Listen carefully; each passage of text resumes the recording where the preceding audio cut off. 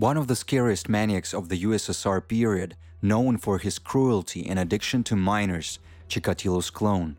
Besides this, Konstantin was also a countryman of the legendary serial killer and often copied him, trying to cover his tracks, as he acted at the same time as Chikatilo. How did a boy from a wealthy family become such a wicked beast that knows no mercy?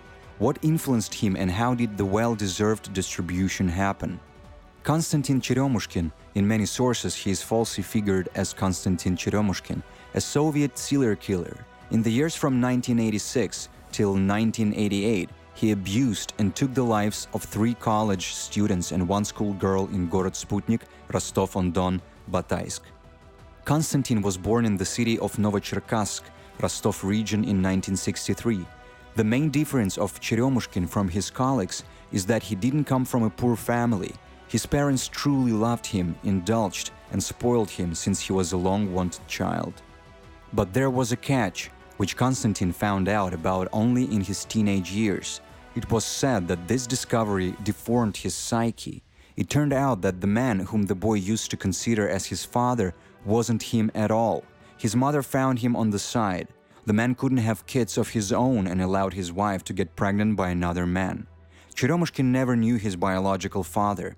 The stepfather, despite the origin of the child, never showed aggression toward him. Vice versa, he cared about him. The only and beloved child in the family, Kostya grew up spoiled and flighty. He always stood his ground and knew how to get what he wanted no matter what. In his teenage years, like any other boy in those years, he dreamed of a motorbike. At first, he asked for it from his aunt, whose son, his cousin at that time, was in the army. But the received moped was shortly after fully demolished and then abandoned. The same story repeated with the Yava that was asked from the parents. The boy showed the classic logic of the future criminal: to get what he wants, disassemble, destroy, and to leave to go looking for the next target. Already in his young years, the boy started to commit his first crimes. The future maniac dreadfully wanted to become the owner of a personal car. But the parents couldn't afford to buy him such an expensive toy. Then Kostya decided to engage in theft. He stole cars 2 times. The first time the guy was sentenced to 2 years of community service, but after the crime repeated, he was put behind bars. Cheryomushkin served his second punishment in the Vologda region. After he was released, he met a woman from a poor family, married her, and then 2 children were born in the marriage. Then Konstantin moved to Bataysk, Gorod-Sputnik Rostov-on-Don. His wife followed him and was extremely glad to get a pregnant residence in a southern city. She found Cheryomushkin's family intelligent and friendly. By the way, the parents eventually bought their son a car, Moskvich 412. Perhaps they were afraid that their beloved son would try to steal again. The series of attacks began in 1986. In that year, Konstantin's spouse was pregnant with their second child. Perhaps the absence of an active personal life with his pregnant wife was the reason that influenced the soul taker into his first crime, since he's used to getting his way by any means. The maniac acted by a fairly standard scheme of a criminal that owns a car, looked out for the victim by deserted bus stops, offered a ride home and brought them to a remote place, where forced them into a sexual intercourse and then killed them. The first victim was a 20-year-old college student Svetlana Yefimova, who died at the hands of the criminal in November 1986. At first, Konstantin wasn't planning on taking her life away, the thought of just giving her a ride. But during their trip, he suddenly developed a strange and strong desire to strangle the girl. He drove her to an abandoned place, killed her, and then put her in the trunk and tried to burn the body in the woods in order to hide the traces. He took some of her belongings with him. The woman was found only in the spring of next year. The interrogations began, and people that saw how the woman sat down in an unknown car were found, but due to the long period of time, the witnesses couldn't remember the type and license plates of the car. Meanwhile, the maniac wasn't planning on stopping. The next victim was a 15-year-old student of a technical school, Yelena Gaeva. The criminals saw her standing alone on a bus stop and took her to the nearest forest where he strangled her using ties. The dead body of the girl was shortly found in the forest that was near the place where she studied. A large sector of the forest was inspected and combed, and in the process the detectives managed to find only a ballpoint pen. A version arose that the executioner also could be a student of a professional driver. Cab drivers filled out waybills with ballpoint pen. But the development of this version did not lead to anything. 2 months later, Tatiana Hloboshenko, a 10-year-old girl, was killed. The maniac strangled her and dumped her in the forest belt. Trying to imitate another criminal who operated in the same area, Andrei Chikatilo, Konstantin repeated all the cruelties with the lifeless body in the same way as Chikatilo did.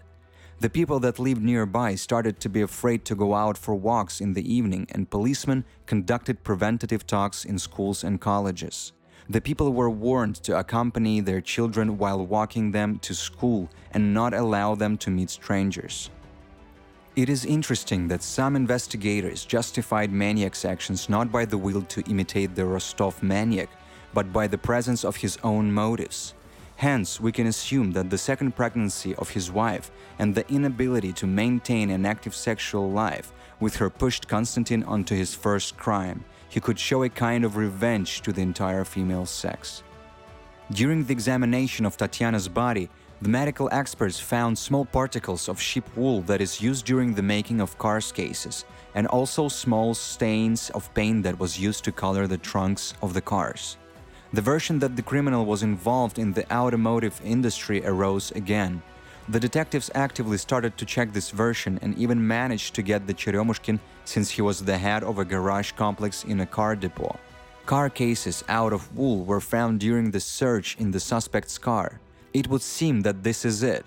But this time, Konstantin's reputation as a good worker and exemplary family man saved him.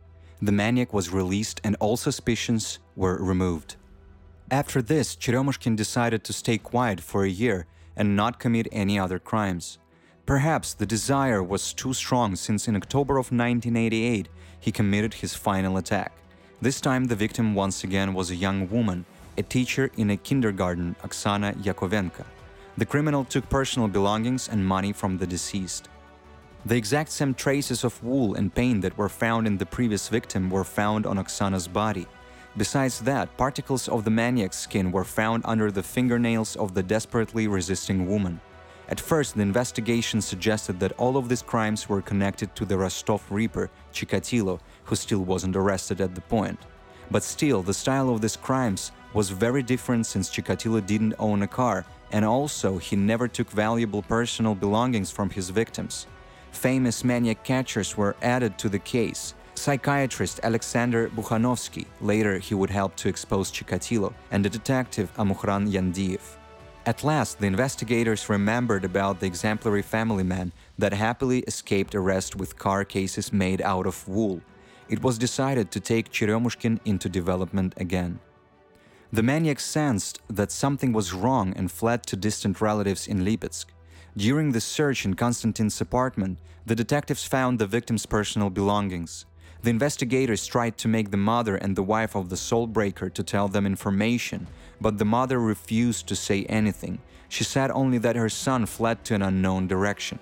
The spas, on the other hand, seemingly wanted to share something, but her mother-in-law quickly changed her mind. And then it was decided to interrogate the woman separately, and only then the butcher's wife confessed that he gifted her jewelry and cosmetic products that previously belonged to his victims. Thanks to Amukhran Yandiev, it was also possible to make the mother speak as well. An experienced detective pretended to be a simple guy and, as if by chance, began to ask the elderly woman if she personally thought that her son could be a criminal. The trick worked. Konstantin's mother decided that the detective was on her son's side and told him everything. He told him that her son occasionally came home with scars and explained that he got into a street fight. Yandiev managed to convince the woman that her son was in danger and she had to give out his location immediately, and only then would it be possible to defend him. At first, Konstantin's mother refused, but then said that she sent him to relatives in Lipetsk. The maniac was arrested in Lipetsk in the beginning of 1989. At first, the criminal remained silent, but after, under enormous pressure from the detectives, traces and evidence, he began to give sincere testimony. The court session that was held in November 1989 sentenced Konstantin Cheryomushkin to be shot and face death. The sentence was carried out in 1993. So why did the boy that was loved by his mother, didn't know the word no, and clearly didn't suffer from anything became such a cruel maniac? It is hard to answer this question. Detective Amurkhan Yandiyev suggested that the information about his true origin had a shocking effect on the maniac. He became embittered and harbored a grudge, either on his mother or on the stepfather or on both of them together. By the way, when he found out that his location was found with the help of his mother, Konstantin decided that she betrayed him and never talked to her ever again. At the time of the execution, the Bataysk soul killer was 30 years old. A documentary film was shot about him from the famous TV show The Investigation was conducted, Chikatilo's clone. And his story is also mentioned in the new series about Chikatilo in the second season.